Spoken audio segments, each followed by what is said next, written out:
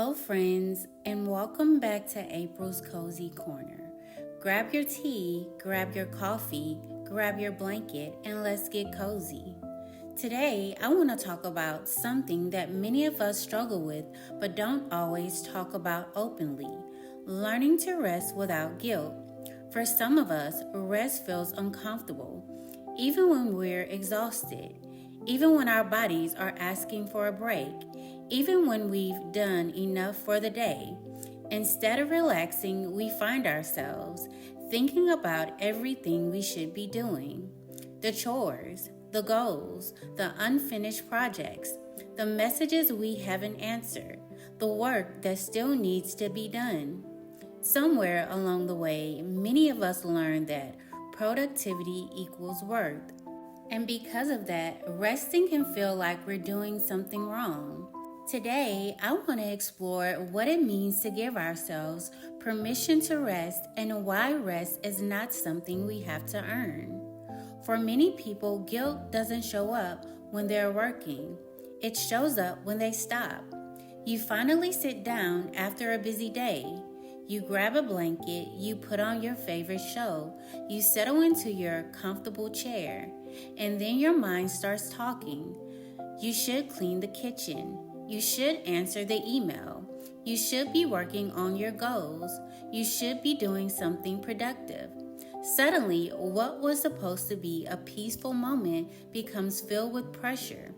The body is resting, but the mind is still running. Many of us were taught to associate constant activity with responsibility. The busier we are, the more valuable we feel. The more exhausted we are, the more accomplished we believe we've been. But exhaustion is not proof of worth. Being tired all the time is not a badge of honor. A life that leaves no room for rest eventually becomes unsustainable. One reason people struggle to rest is because they confuse rest with laziness. The two are not the same thing. Laziness implies avoiding responsibilities that need attention. Rest is recovery. Rest is maintenance. Rest is self-care. Think about athletes. They don't train at maximum intensity every single day. Recovery days are built into the plan, not because they're weak, because recovery improves performance. Muscles grow during recovery. Energy returns during recovery. Strength is built during recovery.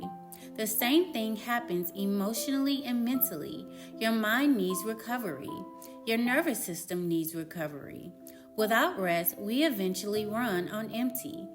And when we're running on empty, even simple tasks can begin to feel overwhelming. We live in a culture that often glorifies being busy. People brag about working long hours. People celebrate hustle.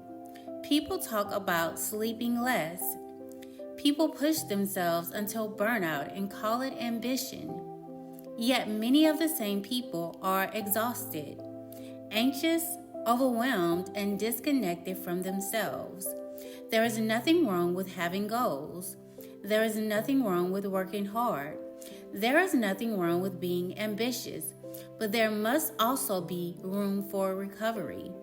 A candle cannot burn forever without eventually running out of wax. Human beings are no different. We were never designed to operate like machines. We have limits, and those limits deserve respect. One of the most mature things we can learn is how to honor our limits instead of fighting them. Many people think self-respect means pushing yourself harder. Sometimes self-respect means stopping. Sometimes it means recognizing that you've done enough for the day. Sometimes it means saying no, and sometimes it means taking a nap. Not because you've earned it, but because you're human. Your value is not tied to your productivity. Your worth is not measured by how much you've accomplished in a day. You do not become more deserving of rest because you crossed everything off of your to-do list. You deserve rest because you are a person with physical, emotional, and mental needs, and those needs matter. For people with anxiety, resting can feel especially difficult. The moment things get quiet, the mind gets louder. The body may be still, but thoughts continue racing. You may feel guilty, restless, or uneasy.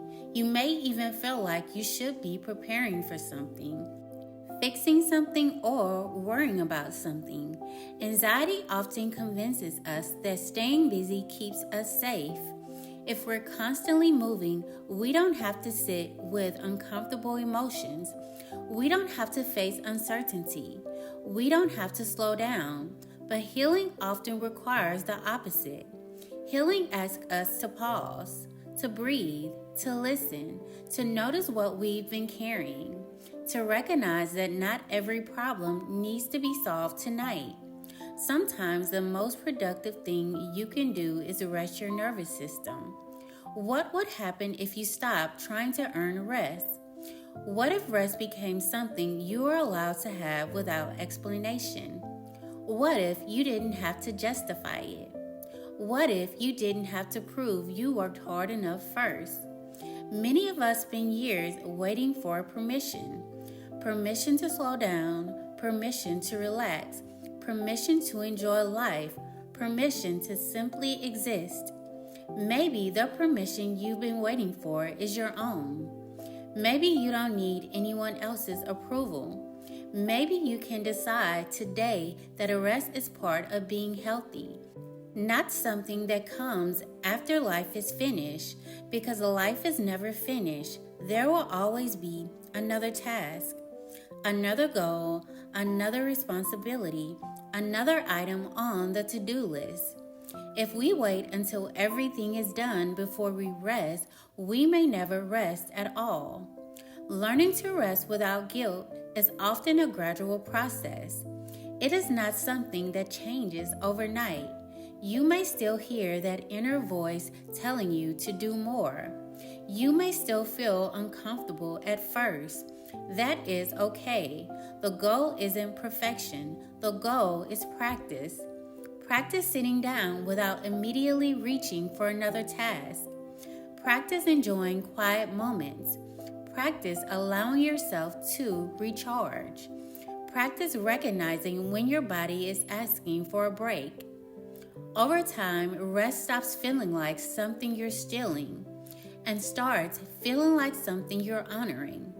Because rest is not the opposite of growth. Rest supports growth.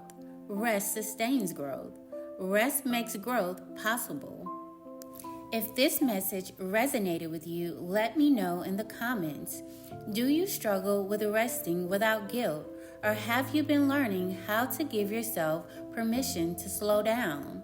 I love to hear your thoughts. And if you like more reflections like this throughout the week, you can find me on Instagram at April's Cozy Corner. Until next time, be gentle with yourself. Take care of your mind, take care of your heart, take care of your body, and remember that rest is not something you have to earn. It is something you deserve. Thank you for spending this time with me, and I'll see you in the next one.